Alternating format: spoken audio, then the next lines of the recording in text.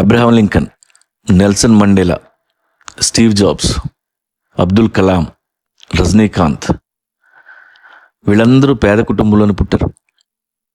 పేదోడిగా పుట్టడం తప్పు కాదు, పేదోడిగా చావడం తప్పు. ఈ దేశంలో గవర్నమెంట్ ఇచ్చే ఫ్రీ స్కీములు తీసుకొని చాలా మందికి పేదోడిగా బతకడం అలవాటైపోయింది. గవర్నమెంట్ వాళ్ళకి ఎండ్లెస్గా హెల్ప్ చేయడం అనేది కరెక్ట్ కాదు. అందుకే చిన్న చిన్న మార్పులు రావాలి. వైట్ కార్డు ఉన్న వాళ్ళకి ఓటు హక్కు రద్దు చేయాలి.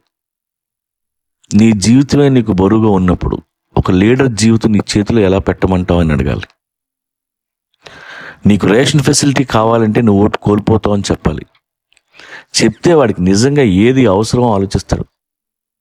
అప్పుడు నిజంగా కష్టాల్లో ఉన్నవాడే వైట్ కార్డు తీసుకుంటాడు. ఓటు హక్కే కావాలనుకున్నాడు దానికోసం లైఫ్లో ఎక్కువ కష్టపడతాడు.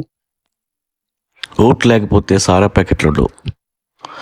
సారా ప్యాకెట్తో లీడర్ని డిసైడ్ చేసే బ్యాచ్ ఎలక్షన్కి ముందే కట్టేపోద్ది.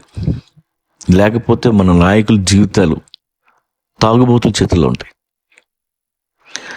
పేద పిల్లలందరికీ మినిమం ఎడ్యుకేషన్ ఇవ్వడం గవర్నమెంట్ బాధ్యత. కానీ తర్వాత హైయర్ ఎడ్యుకేషన్ కావాలంటే లోన్ ఇచ్చి దాన్ని రీపే చేయమని గవర్నమెంట్ అడగాలి. తర్వాత వాడు ఉద్యోగం చేసి గవర్నమెంట్ అప్పు తీర్చాలి. గవర్నమెంట్ ఫండ్ ప్రతి రూపాయి అప్పని తెలిస్తే స్టూడెంట్స్ ఒళ్ళు దగ్గర పెట్టుకొని చదువుతారు. అలాగే రిజర్వేషన్స్ కూడా కులాన్ని బట్టి ఇవ్వకూడదు. పేదవాడు ఏ కులంలో ఉన్నా సపోర్ట్ చేయాలి. వాళ్ళ పిల్లలు చదువుకునేలా చేయాలి.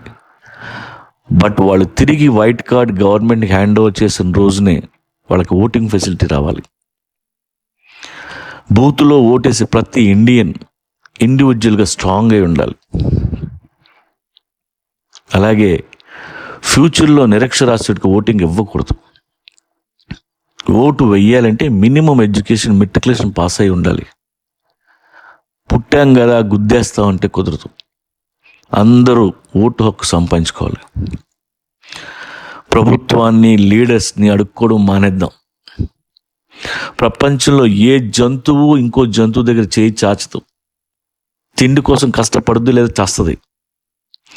నీ జాతిని తిడితే నీ కోపం వస్తుంది కదా, అలాంటప్పుడు అదే జాతిని కించపరుస్తూ పేదోళ్ళ ప్రభుత్వం ముందు నించుండడం తప్పు కదా.